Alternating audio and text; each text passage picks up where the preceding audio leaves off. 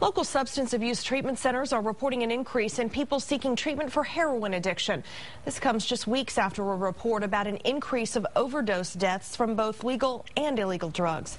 KXAN's Doug Shoup is live in the studio to explain some of the reasons behind the spikes. Doug? Well, Shannon, according to the Drug Policy Alliance, Texas is experiencing an overdose epidemic. The group says accidental poisonings, which include overdoses, are now the third leading cause of injury-related deaths behind car crashes and suicides. Local substance abuse treatment centers blame prescription drug addictions that are opening the door to heroin addictions.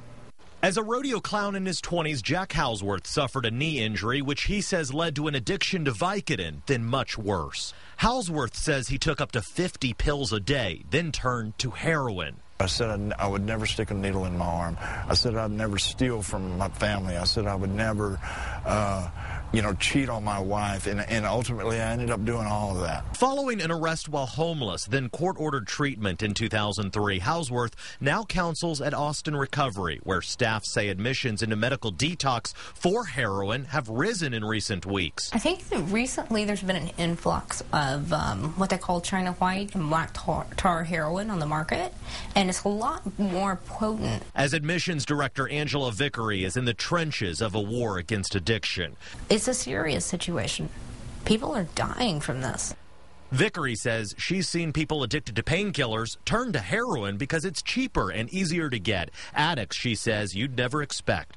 Soccer moms, professionals, people who have been functioning adults. In a report by the Drug Policy Alliance, overdose deaths in Texas from both illegal and prescription drugs increased by more than 2.5 times between 1999 and 2007. What's happening in Texas is really mirroring what's happening in virtually every other state in the country. Halsworth is counseling addicts from experience, hoping to prevent overdoses and acting as living proof the battle against addiction can be won. I've been clean for about 7.5 years now, and I'm telling you, life is wonderful. It really is.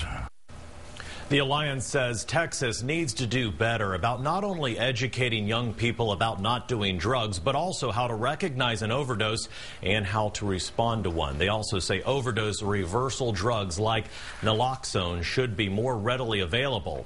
Austin Recovery says people who need help should know they will make detoxifying as safe and comfortable as possible. Reporting live in the studio tonight, Doug Shoup, KXAN Austin News.